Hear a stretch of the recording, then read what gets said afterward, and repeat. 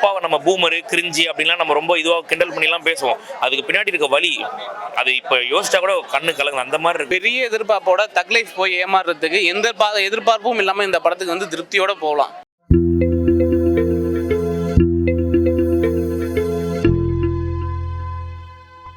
சூப்பராக இருந்துச்சு சார். என்ன மாதிரி படம், யாருக்கான படம்?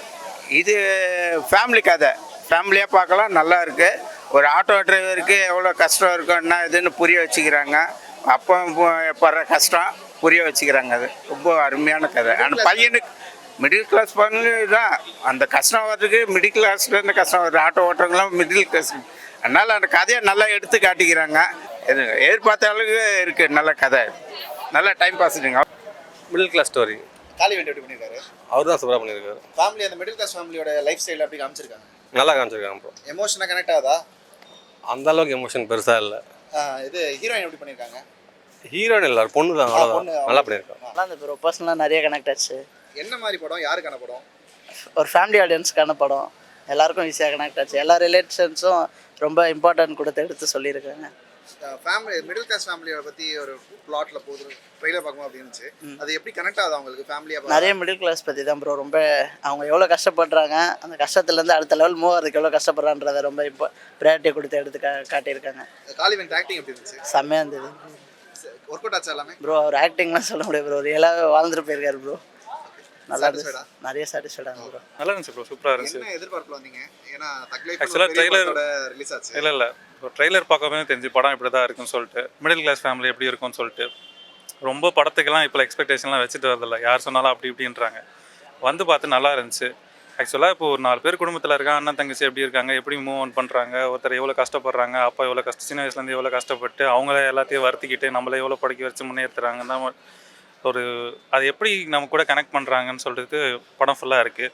சின்ன சின்ன எமோஷன், சின்ன வயசுலேருந்து என்ன பண்ணியிருப்போம், அக்கா என்ன பண்ணியிருப்பாங்க, அந்த மாதிரி எல்லாமே கனெக்ட் ஆச்சு. நான் பிஜிஎம்லேருந்து புதுசு மாதிரி தான் தெரில, ஈஸியாக கனெக்ட் ஆகிற மாதிரி தான் இருந்துச்சு.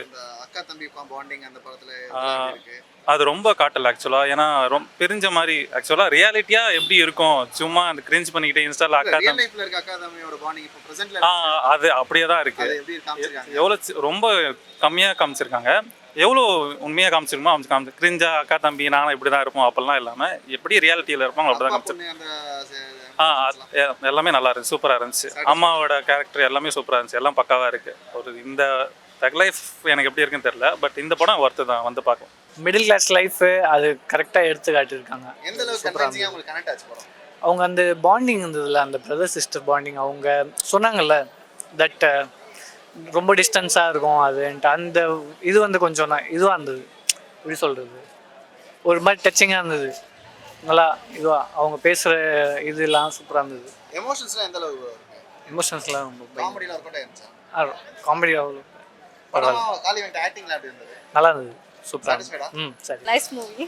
சாட்டிஸ்ஃபைடா? Yes. Tears in eyes after seeing this film.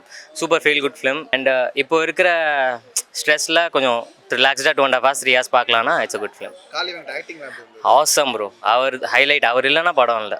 Proper ஒரு from the screen opening till the screen closing he have nailed it. உள்ளதாக இருந்தார், நாங்கள் கை கொடுத்துட்டு தான் வந்தோம். சூப்பராக இருந்துச்சு. படத்தில் எமோஷன்ஸ் மிடில் கிளாஸ் ஃபேமிலியோட எமோஷன்ஸ்லாம் காமிச்சிருக்காங்க. எல்லாமே கேரியாக இருக்குது ப்ரோ. நாங்களும் ஃபுல்லாக மிடில் கிளாஸ் தான். ஸோ நாங்கள் என்னெல்லாம் ஃபேஸ் பண்ணோமோ எல்லாமே காட்டியிருக்காங்க, எதுவுமே மிஸ் பண்ணல.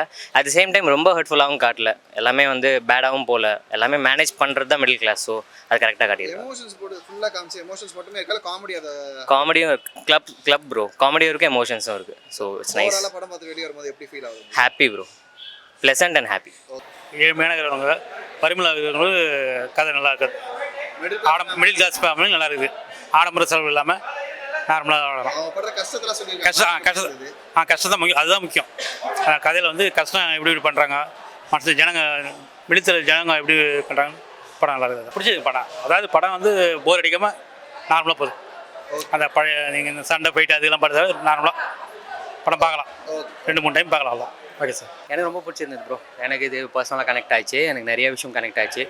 ஒரு மிடில் கிளாஸ் லைஃப்பில் பேரண்ட்ஸ் படுற விஷயம், அவங்க வளர்க்குற பசங்க அவங்க லைஃப் நல்லா இருக்கணும்னு இவங்க படுற கஷ்டம், அதனால அவங்க பர்சனல் லைஃப்பில் எவ்வளோலாம் விஷயங்கள் வருது, அது எல்லாமே ரொம்ப அழகாக காட்டியிருக்காங்க. அந்த மிஸ் அண்டர்ஸ்டாண்டிங்ஸை பாருது, அதுக்கப்புறம் புரிஞ்சிக்கிறது எல்லாமே எனக்கு எல்லாமே பிடிச்சிருந்தது. ஒவ்வொரு சீனுமே ஸ்டார்டிங் ஆரம்பிக்கிறப்போ சத்யராஜ் சாரோட ஃபன் போர்ஷனோட ஆரம்பிச்சது, ரொம்ப சிரிச்சுக்கிட்டே ஜாலியாக ஆரம்பிச்சு அது ஃபைனலாக முடிக்கிறப்போ ரியலிஸ்டிக்காக எமோஷனலாக கனெக்ட் ஆச்சு. காளி வெங்கடோட நடிப்பு எப்படி இருந்தது? பிரமாதமாக இருந்தது. அவர் ஆக்டிங்லாம் வந்துட்டு இப்போ இன்னைக்கு நேற்று நடிக்கல, அவர் பயங்கரமாக நடிக்கிறாரு. எந்த ரோல் பண்ணாலும் அதை அப்படியே வந்து ஜஸ்டிஃபை பண்ணுறது தான் அவரோட ஸ்பெஷல்னு நினைக்கிறேன்.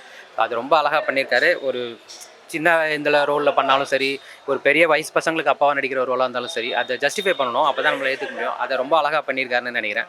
காளி வெங்கட் சார் மட்டும் இல்லாமல் இதில் பண்ண ஒவ்வொரு கேரக்டருமே ஒவ்வொருத்தருமே வந்துட்டு அதை ஜஸ்டிஃபை பண்ணியிருக்காங்க. ஸோ அதனால தான் அந்த படம் எனக்கு ரொம்ப பிடிச்சிருந்ததுன்னு நான் நினைக்கிறேன்.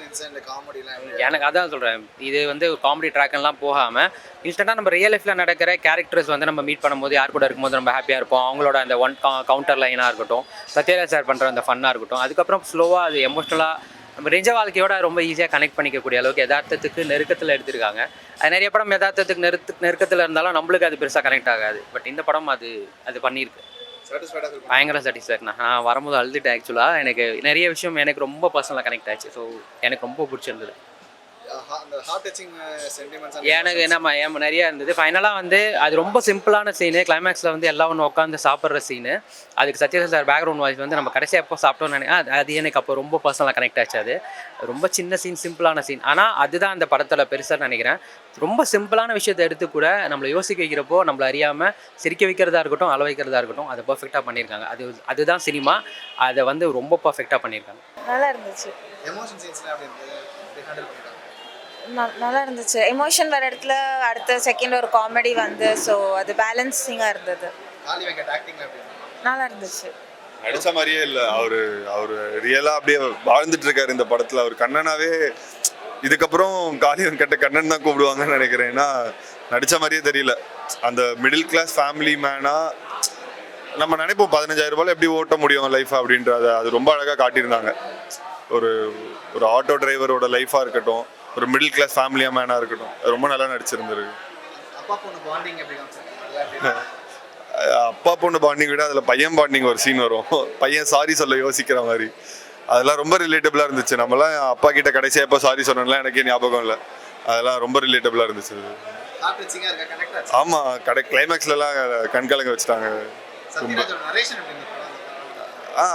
அவரோட பாட்டை ரொம்ப க்ளீனாக பண்ணியிருந்தார். அது அவருமே கூட லைக் மேபி அவருமே ஒரு மிடில் கிளாஸ்லேருந்து வந்தவரா என்னமோ தெரியல. இந்த மாதிரி ஒரு ரோல் எடுத்து அவர் பண்ணுறதுக்கே ஹேட்ஸ் ஆஃப் டு ஹிம். சீரியஸாக ரொம்ப ரொம்ப பெரிய எதிர்பார்ப்போட தக் லைஃப் போய் ஏமாறுறதுக்கு எந்த எதிர்பார்ப்பும் இல்லாமல் இந்த படத்துக்கு வந்து திருப்தியோட போகலாம்.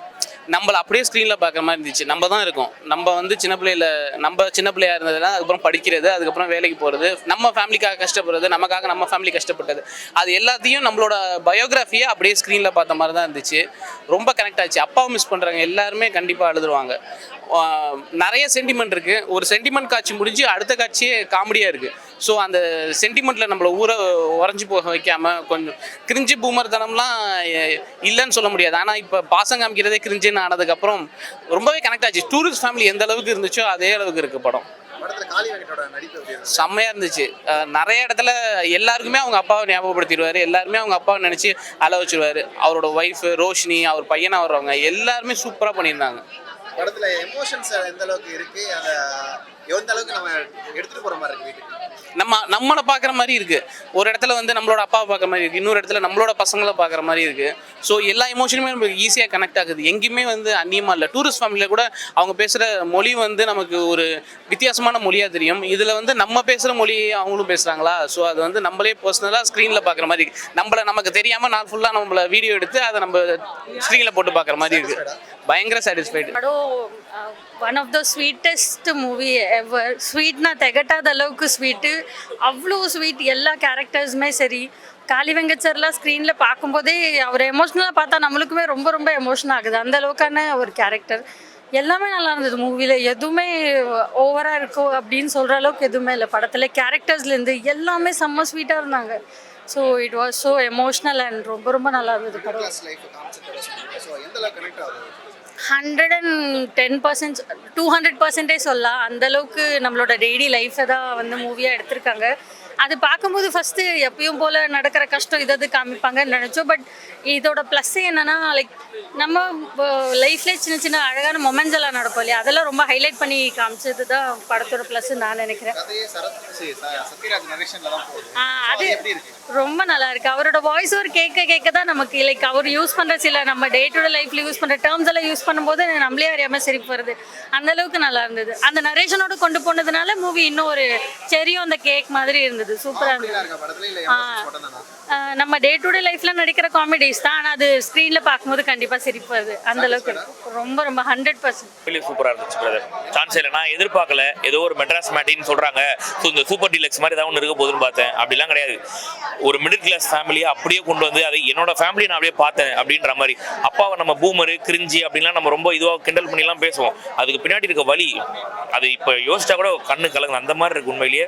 சான்ஸே உண்மையிலேயே அப்படியே காளி வெங்கட் எங்கள் அப்பா கொண்டு வந்து கன்வெர்ட் நிற்க வச்சிட்டார். உண்மையிலேயே ஒரு படம் பார்த்ததுக்கப்புறம் ஓகே, படம் பார்த்து வந்து அதை யோசிக்கும் போது ஃபீல் பண்ணதில்லை, ஃபஸ்ட் டைம் ஃபீல் பண்ணுறேன். சூப்பரான படம், எல்லாரும் பார்க்க வேண்டிய படம், எல்லாருக்குமே கனெக்ட் ஆகும் இந்த படம். எனக்கு தெரிஞ்சு இந்த ஹை கிளாஸை விட்டுருங்க, மிடில் கிளாஸ் போர் பீப்புள் கண்டிப்பாக இந்த படம் கனெக்ட் ஆகும். எல்லாரும் பார்க்க வேண்டிய படம். உங்கள் அப்பாவோட கஷ்டத்துக்கு அப்புறம் நீங்கள் வந்திருக்கிறீங்க அப்படின்ற மாதிரி ஒரு படம். குப்பை படத்தை பற்றிலாம் பேசாதீங்க ப்ளீஸ். இதுக்கு ஸ்க்ரீன் கொடுங்க தயவு செஞ்சு. இந்த மாதிரி படங்களை ஓட வைங்க ப்ளீஸ். சூப்பர் படம் உண்மையிலேயே. இந்த மாதிரி படங்கள்லாம் ஆதரிக்கணும். சான்ஸே இல்லைங்க உண்மையிலேயே, சொல்ல முடியலங்க. அந்த மாதிரி இருக்குங்க. ஆரம்பத்தில் நீங்கள் இந்த படம் வந்து நெகட்டிவ் இருக்குது, ரொம்ப ஓவர் டீட்டெயிலிங் இருக்கும். ஸ்டார்டிங்லாம் பார்த்தீங்கன்னா ரொம்ப கிரிஞ்சாக போகிற மாதிரி இருக்கும்.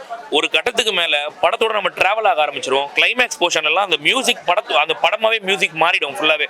வேற லெவல், சான்ஸே இல்லை. சூப்பர் படம். காளி வெங்கட் வாழ்ந்திருக்காருன்னு சொல்லணும். காளி வெங்கட்டாக இருக்கட்டும், அவரோட மகளுக்கு கதாபாத்திரமாக வரும், எல்லாருமே வாழ்ந்திருக்காங்க. படத்தில் இருக்க ஒரு நாய்க்குட்டி கூட ஒரு கதை சொல்லும். அந்த மாதிரி இந்த படத்தை எடுத்திருக்காங்க. நிறைய ஆக்டிங் லேக் இருக்கும். கிறிஸ் கெயில்னு ஒருத்தர் வருவார். ஆக்டிங் லேக் எல்லாம் விடுங்க, இந்த படம் ஒரு படைப்பு உண்மையிலேயே. கடைசியாக பார்த்து வரும்போது நமக்கு என்னமோ அதுதான். இந்த படம் சூப்பர், எல்லா ஃபேமிலியும் பார்க்க வேண்டிய ஒரு படங்க. இந்த குப்பை படம் தக்லீஃப்லாம் தூக்கி போடுங்க. வாரத்துக்கு நான் ஒரு படம் தான் பார்க்க போறேன், என்கிட்ட பட்ஜெட் இல்லைனாக்கா தக்லீஃப் வேண்டாம். இந்த படத்தை வந்து பாரு, மெட்ராஸ் மேட்னி நான் சொல்றேன், அடிச்சு சொல்றேன், உனக்கு பிடிக்கும் கண்டிப்பா. அவ்வளோ ஒரு சூப்பர் படம் உண்மையிலேயே. அழுதுட்டு தான் வெளில வருவீங்க.